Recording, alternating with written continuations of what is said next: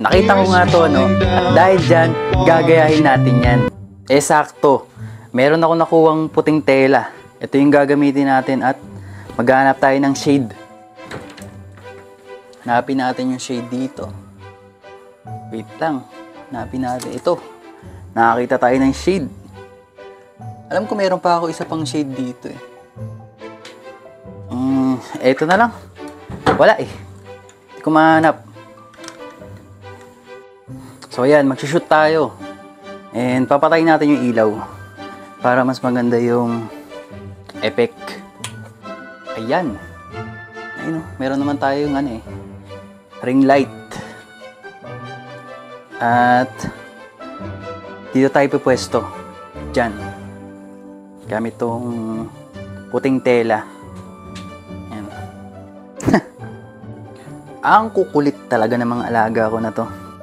Ang kukulit. Oh, yun naman oo. Nahabol pa sa akin eh. Paano ba natin siya i-setup guys? Paano ba? Paano ba natin gagawin yun? Sa club lang to, di ba?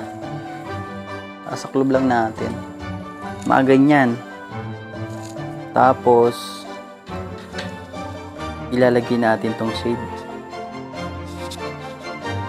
Ganyan lang ba? Yan lang ba yun? Paano ko naman makikita? Wala naman ako makita eh. Wala tayong makita guys. Magsushoot tayo ng nakasaklob. Tsaka nagigitara. Ganon.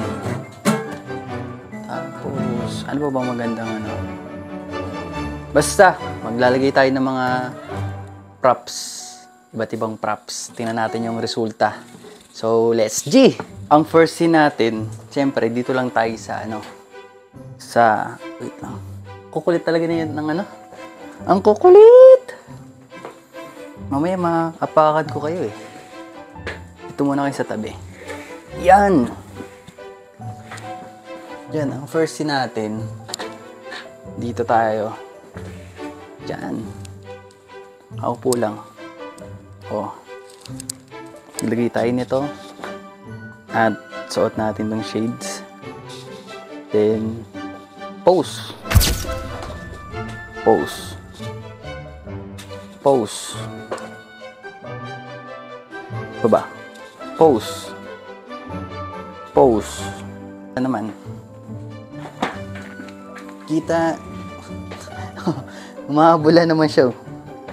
Naghahabol na naman. Sana uli nahabol.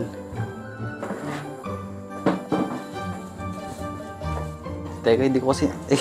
suot natin agad yan. Suot muna natin to. Wait lang. Diyan. Tapos, suot natin to. Hindi kasi natin makita eh. Kung ano yung itsura. Diyan, tapos sabay baka pos. Yan, so yun naman itsura. Tapos kunyari nagigitara naman tayo. Ito yung pose sa ganyan. Today, tapos sabay pa-pose tayo ng ganyan.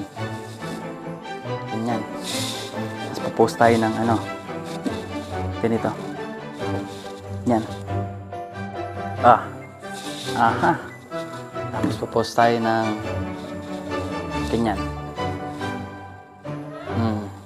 Diba? Pwede na yan. Tingnan na natin yung resulta.